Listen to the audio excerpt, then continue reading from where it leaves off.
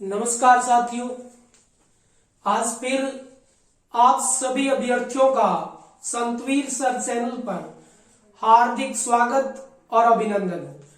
आज हम ये जानेंगे कि हमें रीट लेवल विस्फोट के अंदर क्या पढ़ना है, कितना पढ़ना है, किन टॉपिकों को पढ़ना है।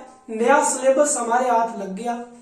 अब हम रीट में कुछ भी छोड़ने वाले हैं नहीं, क्योंकि हमारे सामने अधिक इंफॉर्मेशन यही है कि सिलेबस को छोटा किया गया है, बड़ा नहीं किया गया। तो राजस्थान के संबंधित आपके सामने इतने टॉपिक है। देखो, एक राजस्थान की जलवायु, जिसका एक वीडियो आपको प्ले स्टोर में जाओगे तो मिलेगा, रीट लेवल विस्फोट की नजर से बनाया हुआ है। अफवाह तंत्र का वीडियो जो है वो भी प्ले स्टोर में मिलेगा आपको। राजस्थान का अफवाह तंत्र अच्छे तरीके से करवाया हुआ है। अगला है राजस्थान की प्रमुख नहरें। यह टॉपिक आपके सामने जल्द ही उपस्थित रहेगा। और फिर देखो, इतिहास का एक ही टॉपिक हमारे सामने मिला है, प्रमुख राजवंश। ये आप याद जरूर करना, बहुत इंपॉर्टेंट रहेगा। इसके अलावा हमारे सामने कला संस्कृति के टॉपिक अधिक दिए गए हैं जो राजस्थान से संबंधित है। देखो, एक लोक नृत्य दिया गया है और इसके अलावा हमारे सामने है चित्रकला। देखो, ये दोनों टॉपिक जो है, यदि आपने घोट रखे हैं तो समझ लो आपकी तैयारी बहुत अच्छी है। ठीक है, राजस्थान की कला संस्कृति में ये जो टॉपिक है, चारों के चारों, ये 5 टॉपिक हो गए, 4 टॉपिक हो गए। ये 4 टॉपिक जो है ना, ये छोटे टॉपिक है। कैसे छोटे हैं? यहां पर जो हम बताएंगे वैसे के वैसे प्रश्न आपको हूबहू मिल जाएंगे। देखो, क्योंकि ये छोटे टॉपिक है। लेकिन लोक नृत्य और चित्रकला हम अपनी पुस्तकों के आधार पर चलेंगे, न किसी गाइड के आधार पर। और जो आपको मिलेगा, नोट्स के रूप में उपलब्ध रहेगा, वो भी हमारे द्वारा लिखित नोट्स आपको संतवीर सर चैनल पर जरूर उपलब्ध होंगे। अब देखो, हमारे सामने सारा विवरण मिल चुका है। तो कठिन टॉपिक 2 रहते हैं हमारे सामने, एक लोक नृत्य रहता है, एक चित्रकला रहता है। देखो, लोक नृत्य और चित्रकला कठिन क्यों रहते हैं कला संस्कृति के अंदर? इसके अंदर आपको क्या है, कलाकारों के नाम पढ़ने पड़ते हैं। बहुत पूछ लिया जाता है, इस कलाकार का संबंध किस नृत्य से है, तो ये किस वेशभूषा पर आधारित नृत्य है, किस क्षेत्र से संबंधित नृत्य है। इसके अलावा चित्रकला भी एक ऐसा ही है, इसी में चित्रकार पूछ लिए जाते हैं। तो यहां पर हम याद नहीं कर पाते कि कैसे याद करना है। देखो, चित्रकारों को आप पढ़ने बैठ जाओ तो चित्रकारों की संख्या बहुत मिलेगी आपको, हर किताब में बहुत मिलेगी आपको। लेकिन कौन से चित्रकार बार बार परीक्षा में आ रहे हैं, रीट में, वो तो खासकर, तो उन्हीं चित्रकारों पर हम बात करेंगे, उन्हीं कलाकारों पर हम बात करेंगे। तो देखो, ये तो था राजस्थान से संबंधित हमारा रीट लेवल स्पोर्ट का छोटा सा सिलेबस, जिसे हम संपूर्ण पढ़ेंगे। लेकिन आज हमारा जो टॉपिक पढ़ने जा रहे हैं वो कला संस्कृति का एक टफ टॉपिक, पहला टॉपिक, राजस्थान के लोक नृत्य। आप इस सिलेबस को उतार लेना। और जैसे ये टॉपिक हो गया, ये टॉपिक प्ले स्टोर के अंदर आपको सभी वीडियो उपलब्ध रहेंगे। और इसके अलावा आज ये टॉपिक शुरू हो रहा है और 2-3 दिनों में हम सोचेंगे कि राजस्थान के प्रमुख राजवंशों को कंप्लीट करें। वैसे तो संतवीर जी ने आपको दुर्गादास राठौड़ करवा दिया है, और इसके अलावा यदि हम जाने तो आपको पता है राज सिंह करवा दिया है। इसके अलावा चंद्रसेन मारवाड़ वाला करवा रखा है, और इसके अलावा महाराणा प्रताप भी हो रखा है। तो वहां से प्रश्न पढ़ने की संभावना 100% रहेगी। ठीक है, इसके अलावा क्या कुछ दिया गया है, कितना पढ़ना है, इसके लिए एक लाइव सेशन रखेंगे और उसके अंदर आप अपना कमेंट करना कि कैसे पीडीएफ चाहिए आपको, कैसे लेसन चाहिए। आगे देखो, इसी क्लास को लंबी न करते हुए मैं बताता हूं कि हम पहले टॉपिक पर जाते हैं। और पहला टॉपिक हमारा जो है वो है राजस्थान का लोक नृत्य। देखो, नृत्य जिसे हम डांस कहते हैं, तो उसी नृत्यों की चर्चा करते हैं। तो देखो कैसे हम इसको आगे बढ़ाएंगे। तो टॉपिक हमारा जो है उसका नाम है राजस्थान के नृत्य। किसके? देखो राजस्थान के नृत्य। पहली बात यदि हम जाने यहां से तो वो महत्वपूर्ण क्या है, राजस्थान में नृत्यों का उदय कितने रूपों में हुआ है, ये प्रश्न पहला संख्यात्मक है। देखो तो आप लिख देना कि राजस्थान में 2 रूपों में क्या हुआ है, नृत्यों का उदय हुआ है। ये क्या लिखा है मैंने, नृत्यों का उदय। अब देखो राजस्थान में नृत्यों का उदय हुआ है कितने रूपों में, 2 रूपों में। लो जी 2 रूपों में हुआ है। पहला रूप जो है ना वो ये रहा, देखो कौन सा है, शास्त्रीय नृत्य। लो जी शास्त्रीय नृत्य। और उसके अलावा जो दूसरा रूप है मेरे पास वो देखो कै के बाद खे में है और इसका नाम है लोक नृत्य। लोक नृत्य। तो सीधी सी बात मैं कह सकता हूं कि राजस्थान में नृत्यों का उदय 2 रूप में हुआ है, शास्त्रीय नृत्य और लोक नृत्य। अब देखो शास्त्रीय नृत्य क्या है, इस नृत्यों के लिए 3 चीज आप जरूर याद रखना। इतना बड़ा सिलेबस आपका नहीं है कि इन 3 चीजों को आप भूल जाओ, छोटा ही है सिलेबस। और इस क्षेत्र के अंदर आप 2 चीजों को याद रखना, आपको पता चल जाएगा कि लोक नृत्य क्या है और शास्त्रीय नृत्य क्या है। देखो शास्त्रीय नृत्य यह पहली बात तो शास्त्रों पर आधारित है। किस पर? शास्त्रों पर आधारित है। ये इंपॉर्टेंट याद कर लेना, ये जो नृत्य है शास्त्रों पर आधारित है। दूसरी बात याद रखना कि ये जो नृत्य है ये व्याकरण के ज्ञान पर आधारित है, व्याकरण के ज्ञान पर आधारित। लो जी इसके अलावा तीसरी इसकी बात है कि ये नृत्य लय, ताल व गति पर आधारित है। ये चीजें इसमें ध्यान रखने योग्य बातें रहेगी कि निम्न में से कौन सा नृत्य जो शास्त्रों पर आधारित है, व्याकरण के ज्ञान पर आधारित है या लय, ताल और गति पर आधारित है, तो कौन सा हो जाएगा, शास्त्रीय नृत्य। अब देखो लोक नृत्य क्या है, ये नृत्य जो होता है ये क्षेत्र विशेष का नृत्य होता है। कैसा होता है, क्षेत्र विशेष का नृत्य। देखो क्षेत्र विशेष का नृत्य होता है। अब देखो सर क्षेत्र विशेष कैसे, हमारे समझ नहीं आया। मेरे सामने क्षेत्र है राजस्थान, तो राजस्थान में जो प्रचलित नृत्य है वो क्षेत्र विशेष का हो जाएगा।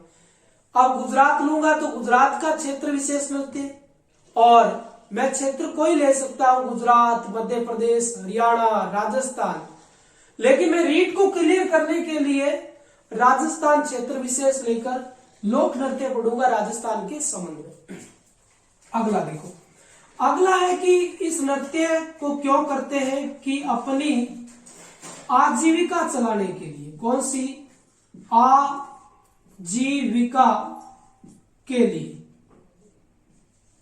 ये नृत्य जो होते हैं ये अपनी आजीविका के लिए होते हैं, अपनी आजीविका को निरंतर में रखने के लिए ये लोक नृत्य होते हैं। तो देखो हमने अभी पढ़ा कि शास्त्रीय नृत्य क्या है, लोक नृत्य क्या है। अब देखो अब इंपॉर्टेंट ये बात है कि ये शास्त्र लोक नृत्य जो है ना ये आगे कई भागों में बंट गया।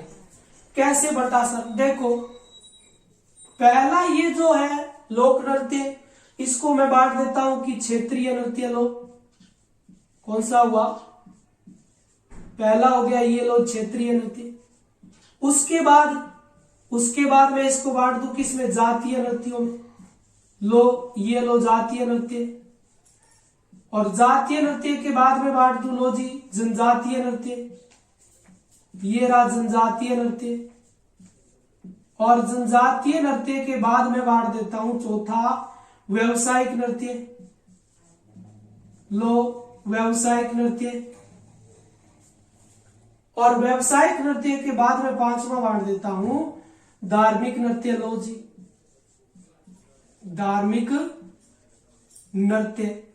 तो इस प्रकार लोक नृत्यों को मैं कई श्रेणियों के अंदर बांटकर एक क्षेत्र विशेष का जो नृत्य है उसे आसानी से याद कर सकता हूं। तो लोक नृत्य हुआ, क्या होते हैं, क्षेत्र विशेष का होता है, अपनी आजीविका को चलाने के लिए नृत्य किए जाते हैं। अब देखो क्षेत्रीय नृत्य हुआ, इसी में जातीय नृत्य है, इसी में जनजातीय नृत्य है, व्यावसायिक नृत्य हुआ और धार्मिक नृत्य हुआ। अब सर ये नृत्य कैसे होते हैं, इसकी एक तरीका जान लो आप। देखो क्षेत्रीय नृत्य होता है, ये क्षेत्र विशेष का होता है। कैसा होता है, क्षेत्र विशेष में होता है। और जातीय नृत्य किसी जाति विशेष में होगा और जनजातीय नृत्य किसी जनजाति विशेष में होगा। और व्यावसायिक नृत्य अपने व्यवसाय को निरंतर रखने के लिए इस नृत्यों को कलाकार बढ़ चढ़ के करते हैं। और धार्मिक नृत्य किसी धर्म आस्था पर किए जाने वाला नृत्य। अब देखो मैं इसी सभी नृत्यों की एक एक बता देता हूं कि कैसा क्षेत्रीय नृत्य, जातीय, जनजातीय, व्यावसायिक और धार्मिक नृत्य। फिर हम लगातार पढ़ेंगे तो इनके बारे में जरूर पढ़ेंगे। देखो अब देखो क्षेत्रीय नृत्य जब भी आपसे पूछे तो मैं क्षेत्र ले लेता हूं। देखो कौन सा मैंने ले लिया, जैसे शेखावाटी क्षेत्र। लो जी, शेखावाटी क्षेत्र। तो राजस्थान के अंदर शेखावाटी क्या हो गया, एक क्षेत्र हो गया। और आपको पता होगा कि शेखावाटी क्षेत्र में एक नृत्य आता है जो इस क्षेत्र का है, उसका नाम है गींदड़ नृत्य। कौन सा नृत्य है, गींदड़ और नृत्य। तो हुआ या नहीं हुआ, इसी प्रकार मारवाड़ में पढ़ेंगे, इसी प्रकार मेवाड़ में पढ़ेंगे, बागड़ में पढ़ेंगे, मेवात प्रदेश में, भरतपुर प्रदेश में, ये क्षेत्र विशेष के नृत्य हो जाएंगे।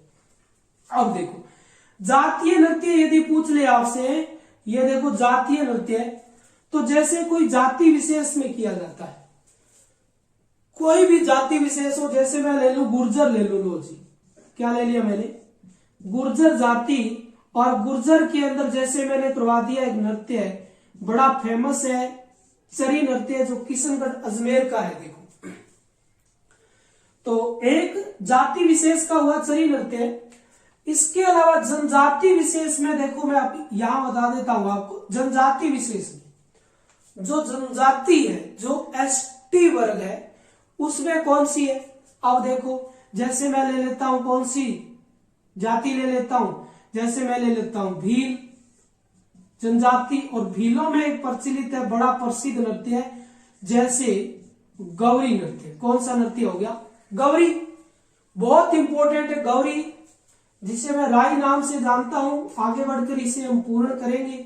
भीलों में और भी बहुत है नृत्य, और इसके अलावा ग्रासियों में बहुत है, लेकिन मैं बता रहा हूं कि किस प्रकार जनजाति है, किस प्रकार जाति है, किस प्रकार क्षेत्रीय। व्यावसायिक नृत्य देखो, जैसे व्यवसाय की दृष्टि से उस नृत्य की कला को कलाकार आगे आगे बढ़ाता जाता है, बढ़ चढ़ के लोग इसमें भाग लेते हैं। जैसे एक आता है भवाई नृत्य। कौन सा आता है, देखो एक आता है भवाई नृत्य, जो आपको पता है कि भवाई नृत्य नागोजी जाट इस नृत्य को लाया था। तो भवाई नृत्य में क्या होती है कि भवाई की अलग अलग कलाएं प्रसिद्ध होती है। जैसे आपने मानो 10 घड़े लेकर इस नृत्य को किया है, तो मैं 12 घड़े ऊपर सर पर रखकर यदि इस नृत्य की कला दिखाऊंगा, तो सोचो व्यवसाय की दृष्टि से मेरे पर ज्यादा पैसे बरसेंगे, आप पर पैसे कम बरसेंगे। तो हो गया। धार्मिक नृत्य की यदि मैं बात करूं तो देखो जैसे आ गया एक नृत्य, उसका नाम है तेरे ताली नृत्य। और कैसे गुरुजी, देखो जैसे रामदेवरा है, तो जो रामदेवरा है पूरे भारत के अंदर रामदेवरा कहां पर पड़ा है, प्रसिद्ध रुणेचा गांव, रामदेवरा गांव जैसलमेर का। तो यहाँ पर 13 प्रकार का आभूषण या कलाएं दिखाकर इस नृत्य को किया जाता है। तो ये धार्मिक दृष्टि से हुआ। बहुत नृत्य है, जैसे जसनाथ जी का नृत्य है, जाटों का नृत्य है, अग्नि नृत्य है, वो भी धार्मिक को प्रसिद्ध है। बापू जी का थाली नृत्य है, वो भी धार्मिक नृत्य है। तो बहुत प्रकार के। और इसी प्रकार ये देखो भवाई नृत्य, आजकल भवाई नृत्य है, कच्ची घोड़ी नृत्य है, तेरा ताली नृत्य है और कालबेलिया नृत्य है। ये नृत्य भी किसकी श्रेणी में जा रहे हैं? धीरे धीरे व्यवसाय की दृष्टि में। भीलों में गौरी आ गया, राई आ गया, कूद आ गया। इसी प्रकार आपको पता है कि ग्रासियों में वालर आ गया, मोई आ गया, ये नृत्य। इसी प्रकार जातीय नृत्य जैसे गुज्जर में आ गया, कथोड़ी जनजाति जाति आ गई, मेव आगे, जाट आगे, इनको पढ़ेंगे। इसी प्रकार क्षेत्रीय नृत्य में देखो शेखावाटी का आ गया, मारवाड़ का बहुत इंपोर्टेंट घुड़ला नृत्य आ गया, डांडिया नृत्य आ गया। उधर बाड़मेर में जाओ आप तो बाड़मेर में भी राई बहुत प्रसिद्ध है, बाड़मेर की जो राई नृत्य है वो भी बहुत प्रसिद्ध है। तो इस प्रकार हम इसका ओवरव्यू बना के इसको आगे बढ़ाएंगे। लेकिन हमारे सामने यहाँ पर एक बहुत अच्छी बात नहीं आई है, अभी तक कोई नृत्य नहीं आया है। तो शास्त्रीय नृत्य की जब भी हम बात करते हैं तो हम याद रखते हैं किसको? कथक को। कौन सा नृत्य है? देखो कथक नृत्य की बात करते हैं। और कथक नृत्य हमारा कैसा नृत्य है? शास्त्रीय नृत्य। पहली बात ये ध्यान रखना, कथक नृत्य हमारे अकेलों का नहीं है। शास्त्रीय नृत्य उत्तरी जो संपूर्ण भारत है उस पूरे भारत का है। क्या लिखेंगे इसके बारे में? कि उत्तरी संपूर्ण भारत का है, उत्तरी संपूर्ण भारत का। उत्तरी जो संपूर्ण भारत है, इस उत्तरी संपूर्ण भारत का ही कथक नृत्य है या शास्त्रीय नृत्य क्या है? कथक है। इस चीज पर ध्यान देना। उसके बाद एक चीज और ध्यान देना कि ये जो कथक नृत्य है ना, इसका प्राचीन जब उद्गम हुआ था, क्या हुआ था? प्राचीन इसका क्या हुआ है? उद्गम हुआ है या फिर प्राचीन में इसका उदय हुआ। उस समय इस नृत्य का नाम था महारास। क्या नाम था इसका? महारास था। उस समय इसका नाम महारास था। और ये जो प्रदर्शित किया जाता था, इसका प्रदर्शित जो होता था वो घेरे में होता था। कैसे होता था? घेरे में होता था। इस बात का ध्यान रखना। इंपॉर्टेंट बात यही है कि कथक नृत्य जो है वो राजस्थान का शास्त्रीय नृत्य के साथ साथ उत्तरी संपूर्ण भारत का भी क्या है? ये शास्त्रीय नृत्य है। इसके अलावा प्राचीन में जब इसका उदय हुआ था उस समय महाराष्ट्र के नाम से उदय हुआ था। और इसका जो प्रदर्शन किया जाता था वो घेरे में किया जाता था। इस चीज पर जाना ये बहुत इंपॉर्टेंट है कि किस नृत्य का उदय महाराष्ट्र के नाम से हुआ था और किस नृत्य का उदय गोल घेरे में किए जाने से हुआ था। तो इन बातों पर ध्यान देना। अगला देखो, अगला बात ये ध्यान रखना कि इस नृत्य का प्रारंभ जब भी होता है, इस नृत्य का प्रारंभ जो होता है वो प्रारंभ होता है गणेश वंदना के साथ। कौन सी वंदना है? गणेश और वंदना। इस चीज पर ध्यान देना कि राजस्थान का जो कथक नृत्य है उसका प्रारंभ होता है पहले, सबसे पहले गणेश जी की वंदना की जाती है और उसी गणेश वंदना के साथ इस नृत्य का क्या हो जाता है? उदय हो जाता है राजस्थान के अंदर। अब आपसे एक प्रश्न है कि क्या ये नृत्य किसी वंश से संबंधित है? हम कह दो सर वंश कैसे? जैसे राठौड़ वंश है, चौहान वंश है, ढूंढाड़ वंश है, क्या इन वंश से संबंधित है? चौहान वंश है, वंशों से संबंधित ये नृत्य नहीं। याद रखना इस बात को कि यह नृत्य जो है, यह नृत्य किसी वंश से संबंध नहीं रखता, किसी वंश से संबंध नहीं रखता, किसी भी वंश से संबंध ये नृत्य नहीं रखता। इसीलिए ये नृत्य इंपॉर्टेंट है। देखो कौन सा? कथक नृत्य किसी वंश से संबंध नहीं रखता। इसके अलावा देखो, यदि ये नृत्य कब हो? मांगलिक अवसरों पर। कौन से? यदि यह नृत्य मांगलिक अवसरों पर हो। कौन सा अवसर होता है? मांगलिक अवसरों पर हो पर हो तो इसे मंगलमुखी नृत्य कहते हैं। कौन सा हुआ?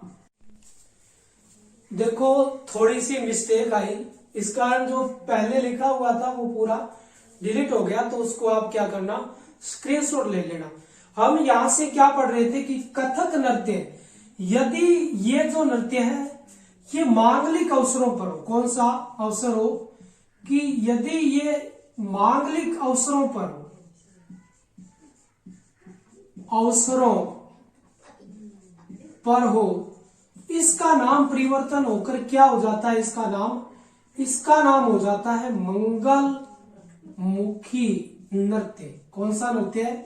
मंगलमुखी नृत्य। इसे कब कहा जाता है? जब ये मांगलिक अवसरों पर किया जाता है। इस बात का आप जरूर यहां पर ध्यान देना।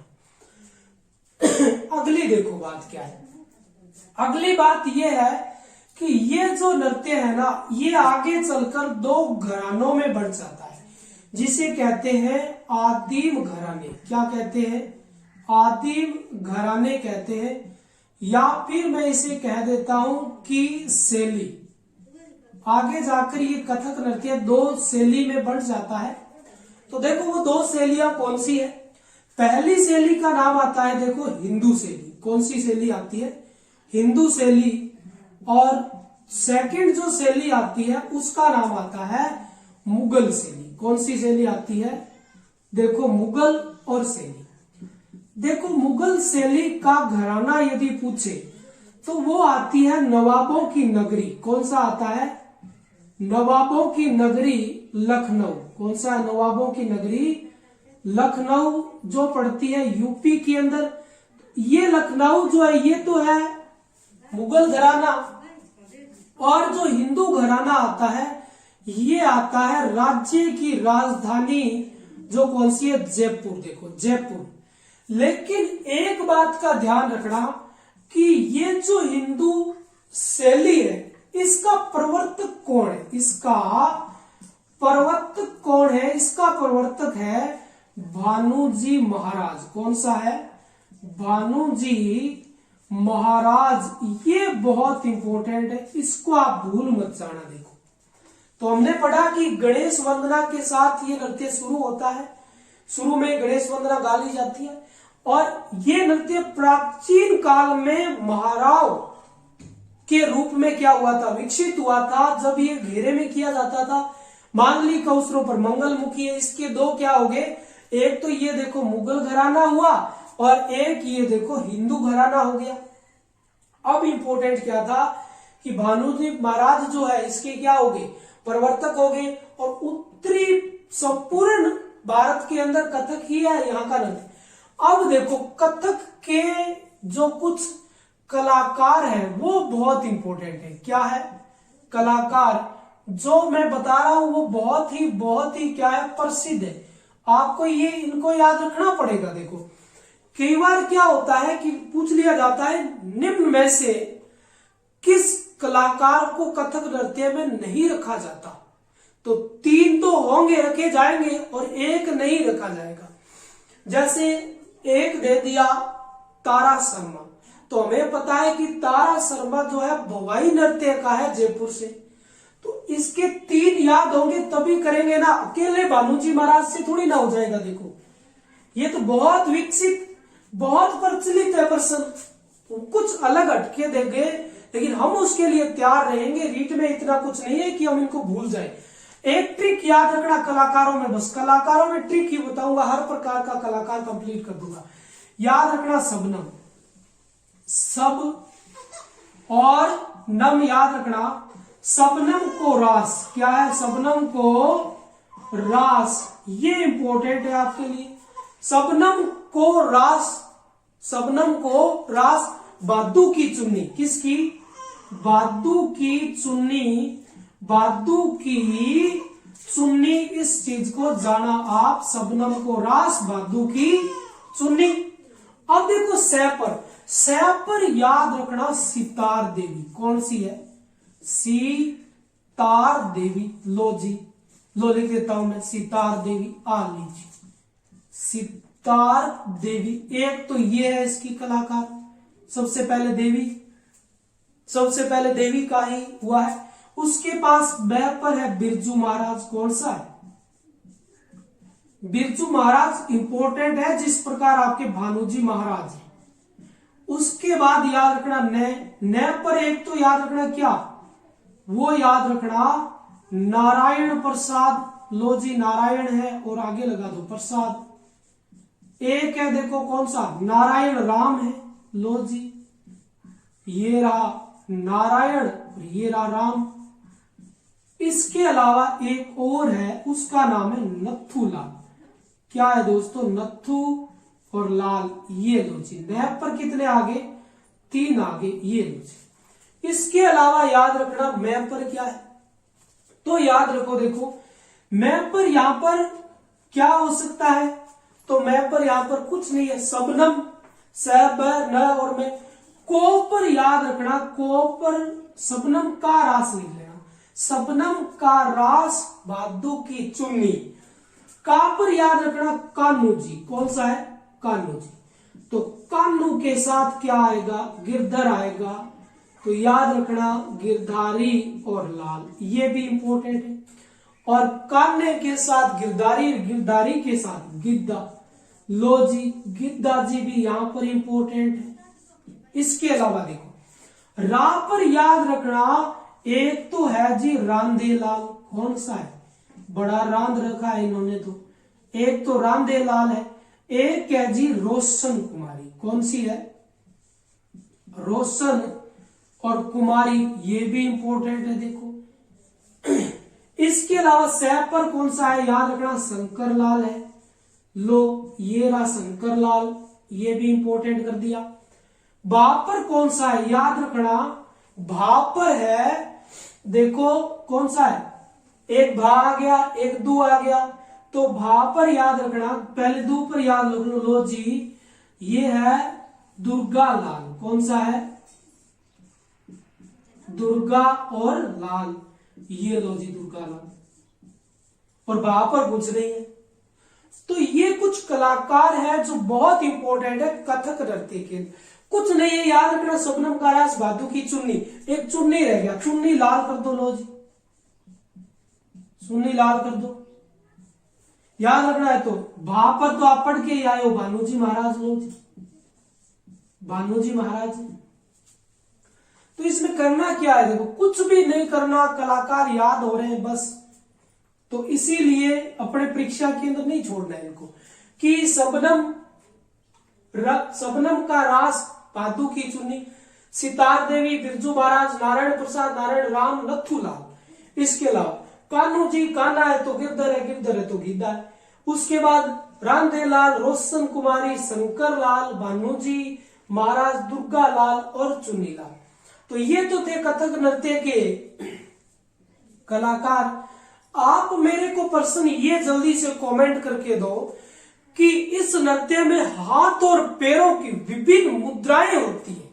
हाथ और पैरों की विभिन्न मुद्राएं होती है, उसमें से कोई 2 या 3 मुद्रा का नाम बताइए, अन्यथा मैं अगली क्लास में बताऊंगा। आप जल्दी से कमेंट करके मेरे को मुद्रा का नाम बताइए। और क्लास को अधिक से अधिक दोस्तों देखो शेयर भी किया करो, ताकि आपके साथ आपके अन्य साथी मित्रों को भी पता चले कि नए सिलेबस में हमें कितना सा पढ़ना है। इतना बड़ा ये सिलेबस है नहीं कि आप कुछ बातों को छोड़ दो। यदि छोड़ दोगे तो मुख्य बातों को छोड़ोगे तो आप पीछे रह जाओगे। ठीक है, अब देखो, अब हमारा एक और नृत्य आता है। हमने पढ़ा था कि राज्य के लोक नृत्य, पढ़ा था या नहीं पढ़ा था? राज्य के लोक नृत्य पढ़े थे। उस लोक नृत्यों के अंदर एक नृत्य और पढ़ोगे आप, लोक नृत्यों के अंदर पढ़ोगे, उसका नाम है राज्य और नृत्य। क्या नाम है उसका? राज्य नृत्य। और यहां पर है देखो कौन सा? घूमर नृत्य। कि लोक नृत्यों के अंदर इंपॉर्टेंट किसको दोगे आप? राज्य नृत्यों को। राज्य नृत्य कौन सा है आपका? घूमर। अति इंपॉर्टेंट यही। अब देखो यहां पर प्रश्न पहला यही है कि इसके उपनाम क्या है? किसके सर? घूमर के कि किन किन नामों से हम जान सकते हैं घूमर कि यदि पूछ ले कि निम्न में से इस नाम से किस नृत्य को जाना जाता है, तो घूमर को पहले ध्यान रखना। राज्य नृत्य का दर्जा क्यों दिया जाता है? क्योंकि उसे प्रधान मान लिया जाता है, सभी नृत्यों में महान मान लिया जाता है, राजा मान लिया जाता है, इसीलिए उसे राज्य नृत्य कहते हैं। तो एक ट्रिक याद रखना, आ पै सी हरा रे, बस इतनी सी ट्रिक है। आप सी हरार, बस इतना याद रखो। आप पर क्या हुआ सर? ये हुआ कि नृत्यों की आत्मा, किसकी आत्मा? नृत्यों की आत्मा। और नृत्यों की आत्मा जो है वो कौन सा नृत्य है आपका? घूमर, एक नाम। दूसरा है पै। पै पर याद रखना कि नृत्यों का प्रतिनिधित्व नृत्य, कौन सा? प्रतिनिधि तव नृत्य। ये लो जी, नृत्यों का प्रतिनिधित्व नृत्य हो गया। अगला देखो, सी पर है नृत्यों का सिरमौर।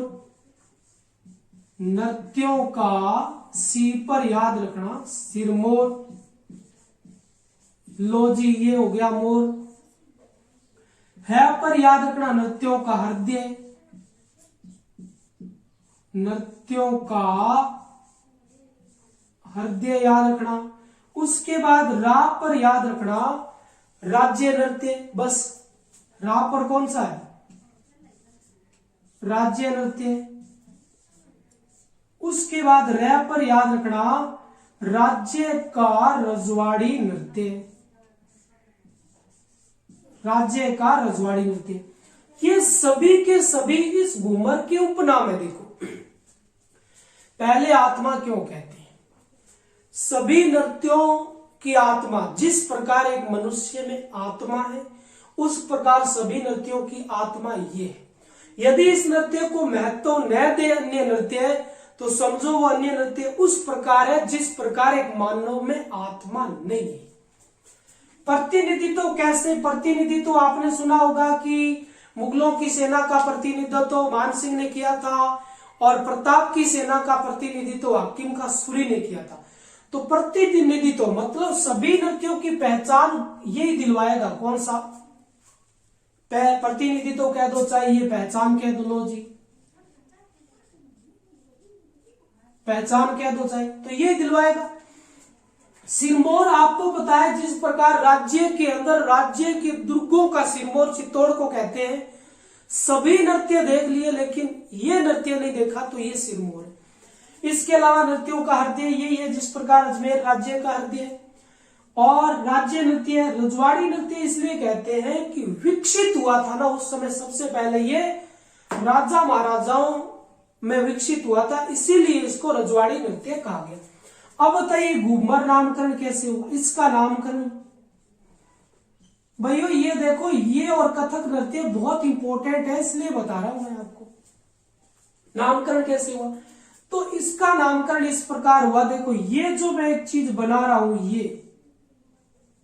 ये मैं एक चीज बना रहा हूं। देखो ये मैंने क्या बनाया है? देखो आप सोचो क्या बनाया मैंने। आप सोच के तो देखो ना थोड़ा, क्या बना दिया मैंने। ये देखो, ये मैंने क्या बनाया है। ये देखो, ये बनाया है मैंने। ये देखो थोड़ा और सुंदर बना दिया मैंने।